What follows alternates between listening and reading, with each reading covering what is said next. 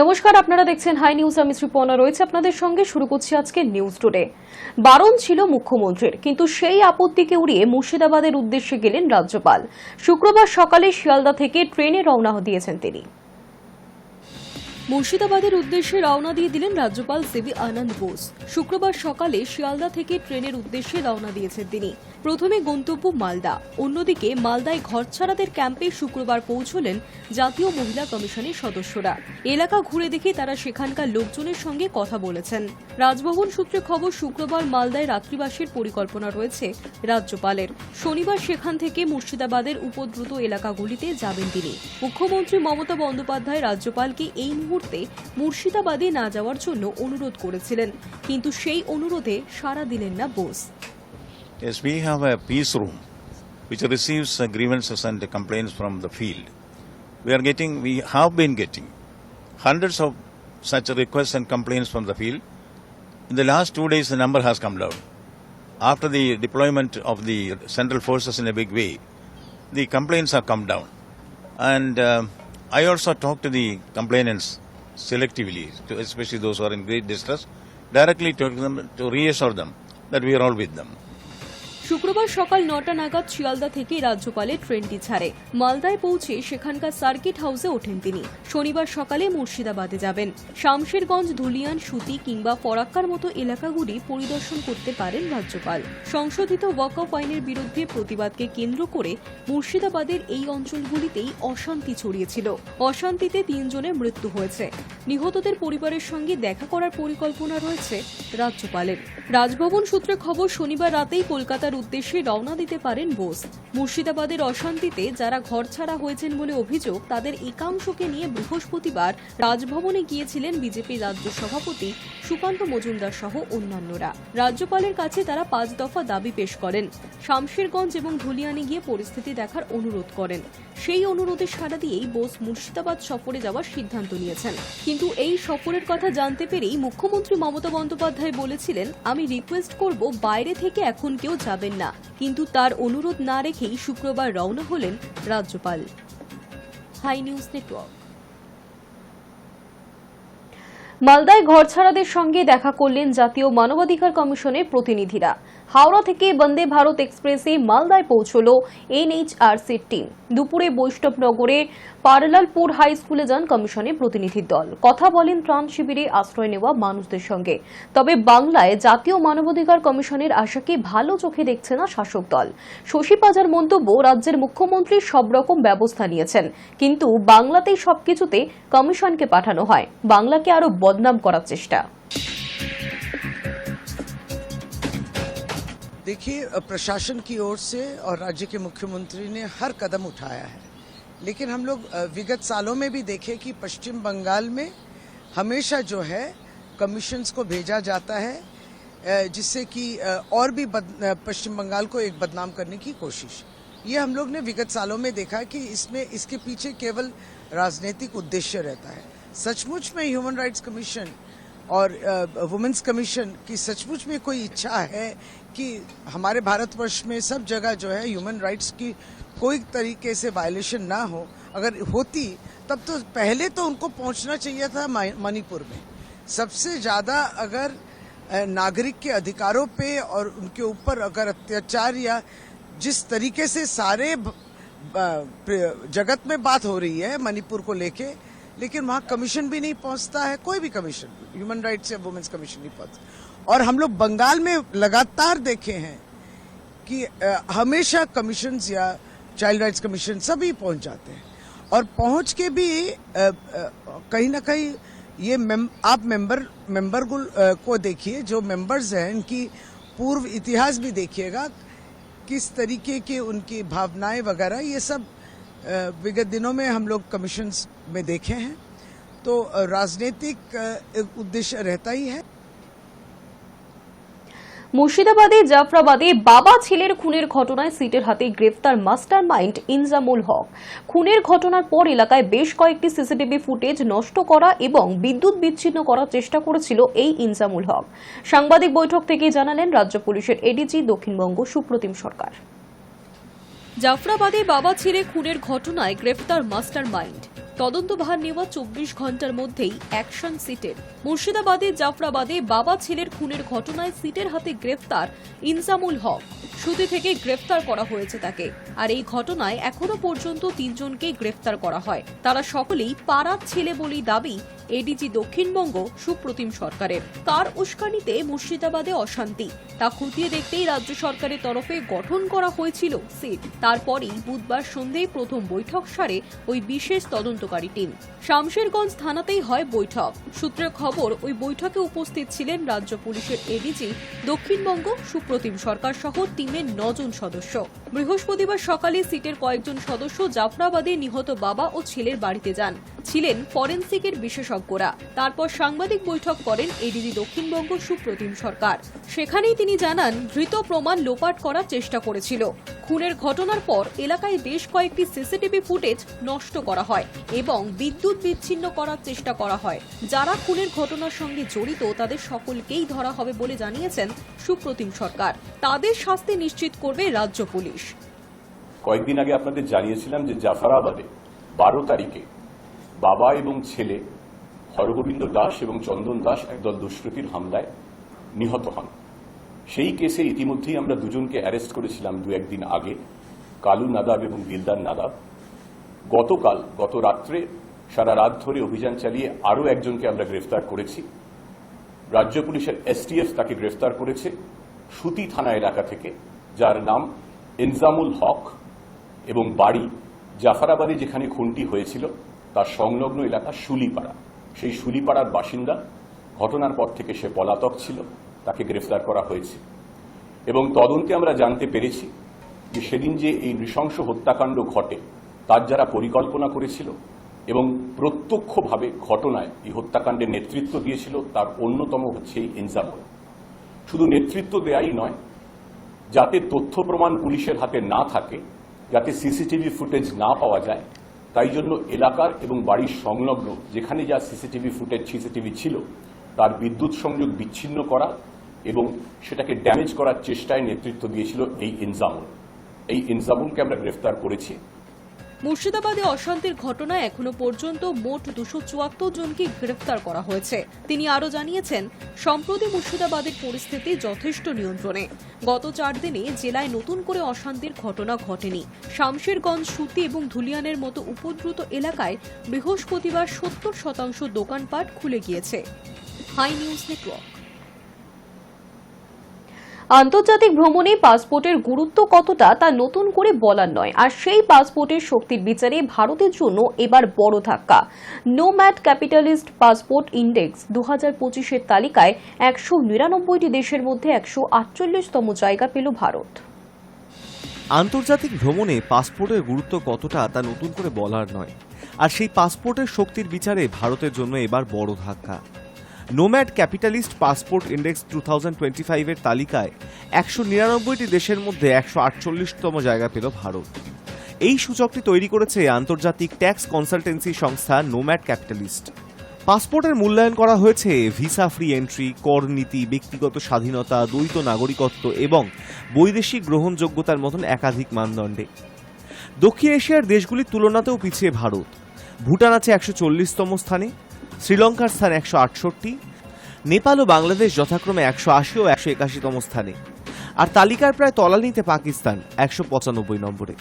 এমনকি ভারত এখন একই সারিতে রয়েছে পূর্ব আফ্রিকার ছোট দেশ কোমোরেসের সঙ্গে, যার জনসংখ্যা মাত্র 8.5 লাখ। 2025 সালের এই সূচক শীর্ষে রয়েছে আয়ারল্যান্ড। সুইজারল্যান্ডকে সামান্য ব্যবধানে পিছনে ফেলেছে তারা। আর এশিয়ার মধ্যে সবচেয়ে এগিয়ে রয়েছে সংযুক্ত আরব আমিরশাহী। শীর্ষ 10-এ জায়গা করে নিয়েছে তারা।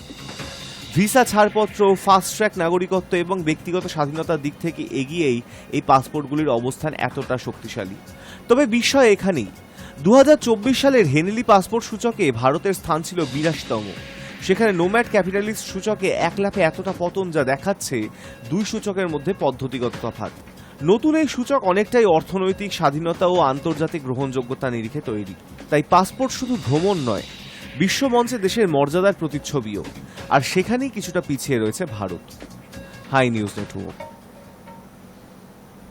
4 মাস আগেই রাশিয়ার পার্লামেন্টে পাশ হয়েছিল এক গুরুত্বপূর্ণ আইন। সেই আইন অনুযায়ী সন্ত্রাসবাদী তকমা দেওয়া কিংবা প্রত্যাহারের চূড়ান্ত সিদ্ধান্ত এখন থেকে দেশটির সুপ্রিম কোর্টের হাতে। আর এবার সেই নতুন আইনের বলেই তালিবানকে সন্ত্রাসবাদী সংগঠনের তালিকা থেকে সরিয়ে দিল রাশিয়া। 2003 সালে তালিবানকে সন্ত্রাসবাদী গোষ্ঠী হিসেবে চিহ্নিত করেছিল মস্কো। এতদিন রাশিয়ার মাটিতে তালিবান সদস্যদের সঙ্গে যোগ রাখা ছিল আইনত দণ্ডনীয় অপরাধ। তবে সেই বাধা এবার সরল। ফলে কাবুলের সঙ্গে সরাসরি বাণিজ্যিক ও কূটনৈতিক সম্পর্ক স্থাপনের রাস্তা খুলে গেল মস্কোর সামনে। 80-র দশকে আফগানিস্তানের ক্ষমতা দখল ঘিরে গৃহযুদ্ধে জড়িয়ে পড়েছিল সোভিয়েত রাশিয়া। 1989-এ সেনা প্রত্যাহারের পর থেকেই দূরত্ব বজায় রেখেছে মস্কো। কিন্তু নতুন যুগে কূটনৈতিক সমীকরণ বদলাতে চলেছে বলেই মনে করছে আন্তর্জাতিক মহল। 2024-এর মে মাসে তালিবানের ওপর থেকে নিষেধাজ্ঞা তোলার প্রস্তাব আনেন রাশিয়ার বিদেশ ও বিচার মন্ত্রক। চলতি এপ্রিলের গোড়ায় সেই প্রস্তাব জমা পড়ে সুপ্রিম কোর্টে এবং এই মাসেই আদালত জানিয়ে দেয় তালিবান আর সন্ত্রাসবাদী নয়। বিশেষজ্ঞদের মতে এই সিদ্ধান্তের প্রভাব পড়তে পারে সিরিয়ার হায়াত তাহবির আল শামের ক্ষেত্রেও। ভবিষ্যতে তাদের বিরুদ্ধেও নিষেধাজ্ঞা প্রত্যাহারের সম্ভাবনা উড়িয়ে দেওয়া যাচ্ছে না। 2021 সালে আফগানিস্তানে তালিবান গৃহযুদ্ধের মাধ্যমে ক্ষমতা দখল করে। এখনো পর্যন্ত রাষ্ট্রপুঞ্জ সহ অধিকাংশ দেশ তাদের সরকারকে স্বীকৃতি দেয়নি। এর মধ্যেই রাশিয়ার এই সিদ্ধান্ত আন্তর্জাতিক রাজনীতির পালাবদলে বড় ভূমিকা নিতে পারে বলে মত কূটনৈতিক মহলের একাংশের। এই প্রশ্নটাই এখন উঠছে, তালিবানকে সন্ত্রাসবাদী তালিকা থেকে বাদ দেওয়া কি কেবল কূটনৈতিক কৌশল, নাকি রাশিয়া এবার এক নতুন ভূ রাজনৈতিক খেলায় নামছে? উত্তর সময় দেবে। Hi news network. ফের আক্রান্ত আমেরিকার শিক্ষা প্রতিষ্ঠান। এবার গুলি চলল ফ্লোরিডার স্টেট ইউনিভার্সিটির ক্যাম্পাসে। বন্দুকধারী এক ছাত্রের হামলায় প্রাণ গেল 2 জনের। গুরুতরভাবে আহত হয়েছে অন্তত 5 জন। ঘটনার পরপরই ক্যাম্পাসে জারি করা হয়েছে জরুরি সতর্কতা। আমেরিকার ফ্লোরিডা বিশ্ববিদ্যালয়ে ফের বন্দুক হামলা। বৃহস্পতিবার দুপুরে ফ্লোরিডা বিশ্ববিদ্যালয়ের ছাত্র ইউনিয়নের অফিসের সামনে ঘটনাটি ঘটেছে। এই ঘটনায় ছড়িয়ে পড়ে চরম আতঙ্ক। ছাত্রছাত্রীরা বিভিন্ন দিকে দৌড়ে পালাতে থাকে। পুলিশ জানিয়েছে নিহতরা বিশ্ববিদ্যালয়ের শিক্ষার্থী নন। প্রেসিডেন্ট ডোনাল্ড ট্রাম্প এই ঘটনায় গভীর উদ্বেগ প্রকাশ করেছেন। Thank you very much, everybody. And I've been briefed on the Florida State University, Tallahassee active shooting. I guess it's an active shooter. Fully briefed as to where we are right now. It's a shame. It's a horrible thing. Horrible that things like this take place. And we'll have more to say about it later. বিশ্ববিদ্যালয়ের মূল লাইব্রেরিতে সে সময় ছিল 20 বছর বয়সী এক ছাত্র Joshua. তিনি বলেন, হঠাৎ করে সাইরেন বেজে ওঠে, সকলে চিৎকার করতে থাকে। পুলিশ এসে আমাদের লাইব্রেরি থেকে হাত তুলে বের করে নিয়ে যায়। 21 বছর বয়সী রায়ান নামে এক কমিউনিকেশন স্টুডেন্টের কথায়, আমরা 30 জন একসঙ্গে স্টুডেন্ট ইউনিয়নের নিচের তলায় আশ্রয় নিই। দেখলাম ছুটে পালাচ্ছে অনেকে। তখন শুধু বাঁচার কথাই মাথায় ছিল। পুলিশ জানিয়েছে অভিযুক্তের নাম ফিনিক্স ইকনার, বয়স 20। তিনি নিজেই ফ্লোরিডা স্টেট ইউনিভার্সিটির ছাত্র এবং লিওন কাউন্টি শরিফের দপ্তরের একজন ডেপুটি শরিফের ছেলে। ফ্লোরিডা স্টেট ইউনিভার্সিটির পুলিশ জানিয়েছে ইকনার তার মায়ের লাইসেন্স প্রাপ্ত আগ্নেয়াস্ত্র ব্যবহার করে এই হামলা চালান। ঘটনাস্থল থেকে অস্ত্রটি উদ্ধার করা হয়েছে। এছাড়াও তার কাছে একটি শর্ট গান পাওয়া গেছে। যদিও তা তিনি ব্যবহার করেছিলেন কিনা তা এখনো স্পষ্ট নয়। এক সংবাদ সংস্থা সূত্রে জানা যায়, কিছু প্রত্যক্ষদর্শী বলছেন প্রথমে ইকনার একটি রাইফেল ধরনের অস্ত্র ব্যবহার করে, তারপর সেটি ফেলে পিস্তল দিয়ে গুলি চালাতে থাকেন। ঘটনার পর ক্যাম্পাসে ইমার্জেন্সি লকডাউন ঘোষণা করা হয়। বিশ্ববিদ্যালয় কর্তৃপক্ষ ঘোষণা করে, দয়া করে সব জানলা দরজা বন্ধ করুন এবং নিরাপদে আশ্রয়ে থাকুন। পুলিশ ঘটনাস্থলে পৌঁছে গিয়েছে। একাধিকবার বিশ্ববিদ্যালয় থেকে সতর্ক বার্তাও পাঠানো হয় যাতে কেউ ক্যাম্পাসে না আসে এবং সবাই ঘরের মধ্যে থাকেন। বৃহস্পতিবার সমস্ত ক্লাস ও অনুষ্ঠান বাতিল করে দেয় বিশ্ববিদ্যালয় কর্তৃপক্ষ। যারা ক্যাম্পাসে তখনও আসেননি তাদের স্পষ্টভাবে জানানো হয় ক্যাম্পাস থেকে দূরে থাকতে। জরুরি অবস্থা যোগাযোগের একটি ফোন নম্বর দেওয়া হয়েছে বা বিশ্ববিদ্যালয়ের পুলিশের সঙ্গে যোগাযোগ করার নির্দেশও দেওয়া হয়। আমেরিকায় এর আগেও বহু শুটিংয়ের ঘটনার নজির রয়েছে। এই ঘটনাগুলি মার্কিন সমাজের বন্দুক আইন এবং ক্যাম্পাসের নিরাপত্তা নিয়ে প্রশ্ন তুলছে প্রতিনিয়ত। তবে পরিস্থিতি যে এখনো অন্ধকারেই আছে তা বারবারই প্রমাণ হয়ে যায় এই ধরনের ঘটনায়। Hi news network. বিয়ের পিড়িতে দিলীপ ঘোষ। শুক্রবার তার নিউ টাউনের বাড়িতেই বিবাহ বন্ধনে আবদ্ধ হলেন রাজ্য বিজেপি প্রাক্তন সভাপতি দিলীপ ঘোষ। পাত্রী রিঙ্কু মজুমদার। দিলীপের ঘনিষ্ঠ মহলের বক্তব্য, গত লোকসভা ভোটে হেরে যাওয়ার পর দিলীপ যখন খানিক বিষণ্ণ, তখন এই রিঙ্কুই প্রথম একসঙ্গে ঘর বাঁধার প্রস্তাব দেন। কৌমার্য ভঙ্গ করলেন অকৃতদার দিলীপ ঘোষ। শুক্রবার তার নিউ টাউনের বাড়িতেই বিবাহ বন্ধনে আবদ্ধ হওয়ার কথা রাজ্য বিজেপির প্রাক্তন সভাপতি তথা প্রাক্তন সাংসদ এবং প্রাক্তন বিধায়ক দিলীপের। পাত্রী রিঙ্কু মজুমদার। বিজেপি করার সূত্রেই আলাপ দুজনের। দিলীপের ঘনিষ্ঠ মহলের বক্তব্য, গত লোকসভা ভোটে হেরে যাওয়ার পর দিলীপ যখন খানিক বিষণ্ণ, তখন রিঙ্কুই প্রথম একসঙ্গে সংসার বাঁধার প্রস্তাব দেন। তিনি নাকি বলেছিলেন এখন তো তার সঙ্গে কেউ নেই, তিনি দিলীপের সঙ্গে থাকতে চান। দিলীপ প্রথমে রাজি না হলেও পরে ভেবেচিন্তে দেখে এবং তার মায়ের পীড়াপিড়িতে রাজি হন, কারণ 6 মাস আগেও তিনি সংসার ধর্ম পালনের কথা ভাবেননি। কিন্তু ধীরে ধীরে তিনিও বুঝতে পারেন জীবনের এই বৃত্তটাও পূর্ণ করতে হবে। কার্যত পাকা কথা হয় নাকি গত 3রা এপ্রিল ইডেনে IPL এর KKR এর ম্যাচ দেখতে দেখতে। ওই দিন ক্লাব হাউসের 11 নম্বর বক্সে বসে খেলা দেখেন দিলীপ এবং তার হবু স্ত্রী এবং হবু শ্বশুরবাড়ির লোকেরা। শুক্রবার দিলীপের বাড়িতে অত্যন্ত ঘরোয়া এক অনুষ্ঠানে দিলীপ রিঙ্কুর 4 হাত এক হবে, কারণ দিলীপ আড়ম্বরে বিশ্বাস করেন না, তাই আমন্ত্রিতের সংখ্যাও খুব বেশি নয়। মূলত দিলীপ এবং রিঙ্কুর নিকটজনেরাই আমন্ত্রিত। রিঙ্কু বিবাহ বিচ্ছিন্না, গৃহবধূ, এক পুত্রের জননী। তার ছেলে সেক্টর 5-এ তথ্য প্রযুক্তি ক্ষেত্রে কর্মরত। ঘটনাচক্রে ইডেনের বক্সে রিঙ্কুর পুত্র ছিলেন 3রা এপ্রিল। দিলীপের ঘনিষ্ঠ সূত্রের খবর, তার মা চাইছিলেন দিলীপ বিবাহ করে সংসারী হন, তাহলে তিনি পুত্রবধূর সঙ্গে খানিকটা সময় কাটাতে পারবেন। দিলীপের মা তার কাছেই থাকেন এবং তার কাছেই থাকবে, কিন্তু দিলীপের জীবন রাজনীতিময়। আগামী বিধানসভা ভোটেও তাকে গুরুত্বপূর্ণ ভূমিকায় দেখা যাবে। বিজেপি তাকে আবারও বিধানসভা নির্বাচনে প্রার্থী করতে পারে।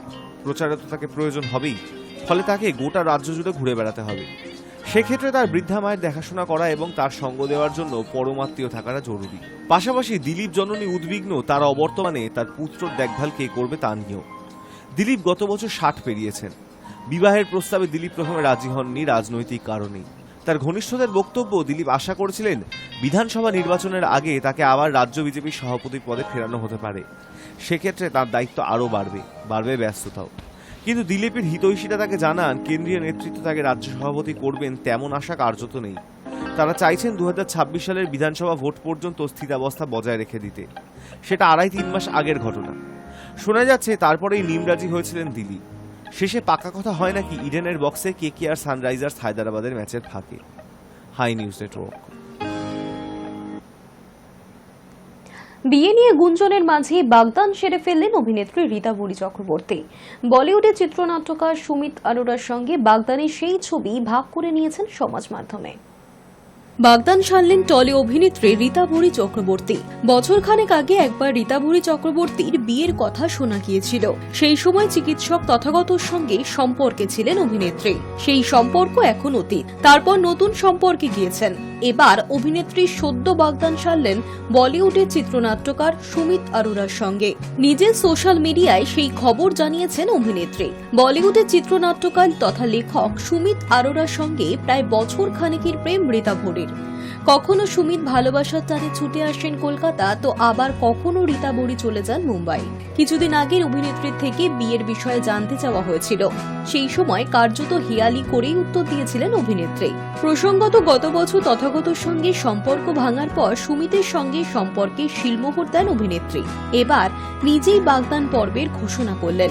নিজের সোশ্যাল অ্যাকাউন্টে সেই খবর জানিয়ে অভিনেত্রী লিখেছেন, আমরা সারা জীবন একে অপরকে বিরক্ত করার ও ভালোবাসার পরিকল্পনায় রাজি হয়েছি, আমি ও আমার মিস্টার রাইট। কিছুদিন আগে অভিনেত্রী এক সাক্ষাৎকারে জানিয়েছিলেন, বলিউড চিত্রনাট্যকার সুমিতের সঙ্গে রীতা বুড়ির আলাপ 8 বছর আগে হিন্দি ছবি পরীর সেটে। এমনকি ডাক্তার তথাগতর সঙ্গে সম্পর্কে যাওয়ার আগে সুমিতের সঙ্গে প্রেম হয়েছিল নায়িকার, কিন্তু ব্রেকআপ হয়ে যায়। এরপর তথাগতর সঙ্গে সম্পর্ক শেষ হওয়ার পর সুমিতের সঙ্গেই সেই ভাঙার সম্পর্ক পুনরায় ঠিক হয় অভিনেত্রীর। এবার সেই সম্পর্ককে চিরকালীন করার পথে এক ধাপ এগিয়ে গেলেন অভিনেত্রী। অভিনেত্রীকে শুভেচ্ছায় ভরিয়েছেন তার অনুরাগীরা। High news network. 2007 সালে মুক্তি পেয়েছিল আমির খানের ছবি তারে জমিন পার। বক্স অফিসে হইচই ফেলে দিয়েছিল এই ছবি। তখন থেকেই আমির খান প্ল্যান করেছিলেন তারে জমিন পার ছবির সিকুয়েল তৈরি করবেন। যেমন ভাবনা তেমনি কাজ। অবশেষে মুক্তি পেতে চলেছে তারে জমিন পারের সিকুয়েল সিতারে জমিন পার। আগামী 20 জুন বড় পর্দায় মুক্তি পাবে আমিরের এই নতুন ছবি। কিছুদিন আগে অবশ্য এক সাক্ষাৎকারে আমির খান জানিয়েছিলেন, ছবির চিত্রনাট্য শুনেই আমার গল্পটা পছন্দ হয়েছিল, তবে ছবিতে আমি মুখ্য চরিত্রে নয় ছোট চরিত্রে থাকব।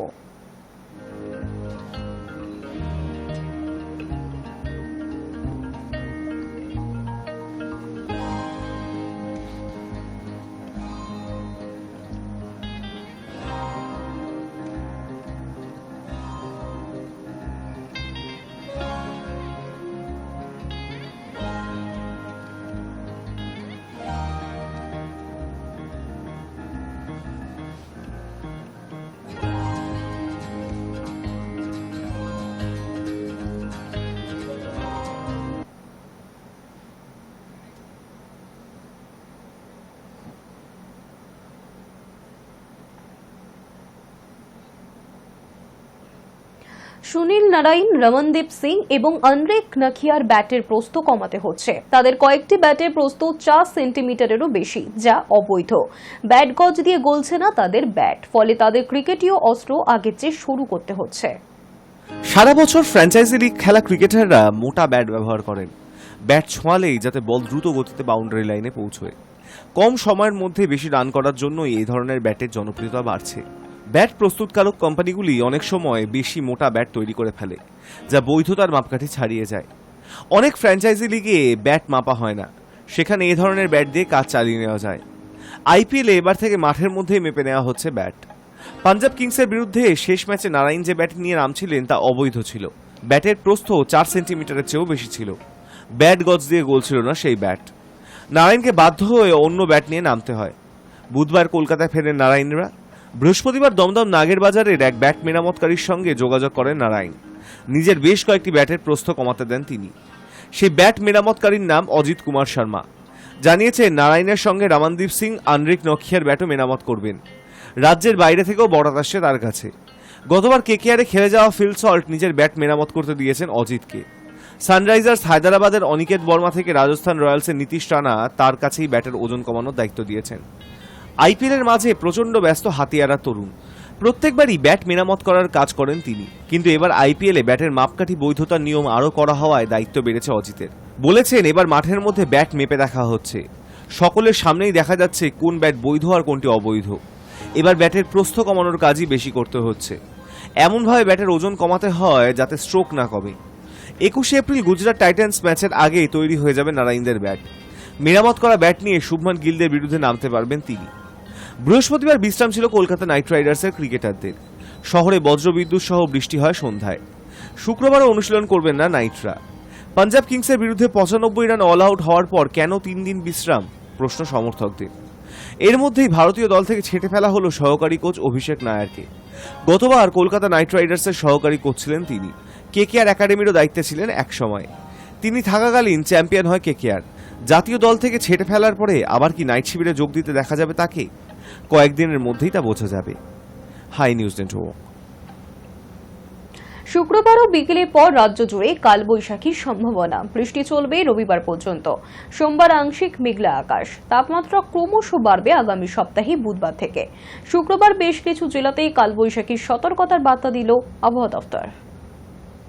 মধ্যপ্রদেশ থেকে আসাম পর্যন্ত বিস্তৃত নিম্নচাপ অক্ষরেখা। এই অক্ষরেখাটি ছত্তিশগড়, ঝাড়খণ্ড, গাঙ্গেয় পশ্চিম এবং বাংলাদেশের ওপর দিয়ে গিয়েছে। এর টানেই মূলত সাগর থেকে প্রচুর জলীয় বাষ্প ঢুকেছে বাতাসে। তার প্রভাব শুক্রবার রাজ্য জুড়ে ঝড় বৃষ্টি এবং কালবৈশাখী পরিস্থিতি তৈরি হবে দুপুর বা বিকেলের পর। বৃষ্টি চলবে রবিবার পর্যন্ত। সোমবার আংশিক মেঘলা আকাশ, মঙ্গলবার থেকে পরিষ্কার আকাশ। তাপমাত্রা ক্রমশ বাড়বে আগামী বুধবার থেকে। শুক্রবারও দক্ষিণের বেশ কিছু জেলাতে কালবৈশাখীর সতর্কতা। বেশিরভাগ জেলাতেই 50 থেকে 60 কিলোমিটার গতিবেগে দমকা ঝোড়ো বাতাস বইতে পারে। বজ্রবিদ্যুৎ সহ হালকা থেকে মাঝারি বৃষ্টির পূর্বাভাস। শুক্রবার ভারী বৃষ্টি হতে পারে পূর্ব বর্ধমান, হুগলি এবং পশ্চিম মেদিনীপুরের জেলাতে। কালবৈশাখীর মতো পরিস্থিতি পূর্ব ও পশ্চিম মেদিনীপুর, ঝাড়গ্রাম, দক্ষিণ 24 পরগনা, পূর্ব বর্ধমান, হুগলি, হাওড়া এবং কলকাতা জেলাতেও। অন্যদিকে উত্তরবঙ্গে আজ শুক্রবার বিক্ষিপ্তভাবে বজ্রবিদ্যুৎ সহ বৃষ্টি ও দমকা ঝোড়ো বাতাস বইবে দার্জিলিং, কালিম্পং, জলপাইগুড়ি এবং মালদা ও 2 দিনাজপুরের জেলাতে। সোমবারের পর বৃষ্টি কমবে উত্তরবঙ্গে। কলকাতা 22 কিলোমিটার বৃষ্টি এবং ঘন্টায় 70 কিলোমিটার গতিবেগে কালবৈশাখীর হাল ধরে কলকাতায় বৃহস্পতিবার রাতের তাপমাত্রা স্বাভাবিকের চেয়ে প্রায় 5 ডিগ্রি নেমে গিয়েছে। ফলে শুক্রবার সকালে মনোরম আবহাওয়া, যদিও বিকালের পর ফের দমকা ঝোড়ো হাওয়া এবং মাঝারি বৃষ্টির সম্ভাবনা রয়েছে। শুক্রবার দিনের তাপমাত্রা বৃহস্পতিবারের অনুপাতে সামান্য কম থাকবে। রাতের তাপমাত্রা বৃষ্টি না হলে সামান্য বাড়তে পারে। রাতের তাপমাত্রা স্বাভাবিকের চেয়ে প্রায় 5.5 ডিগ্রি নেমে 20.9 ডিগ্রি। বৃহস্পতিবার দিনের সর্বোচ্চ তাপমাত্রা স্বাভাবিকের চেয়ে প্রায় 1.5 ডিগ্রি কমে 34.3 ডিগ্রি। বাতাসে জলীয় বাষ্পের পরিমাণ এই মুহূর্তে 52%। বেলা বাড়লে 96% হবে। বিকালের দিকে 100% হতে পারে। গত 24 ঘন্টায় কলকাতার আলিপুরে বৃষ্টি হয়েছে 22 millimetre. Hi news network. News today এখনকার মতো এই পর্যন্তই। দেখতে থাকুন হাই নিউজ, নির্ভীক নিরপেক্ষ।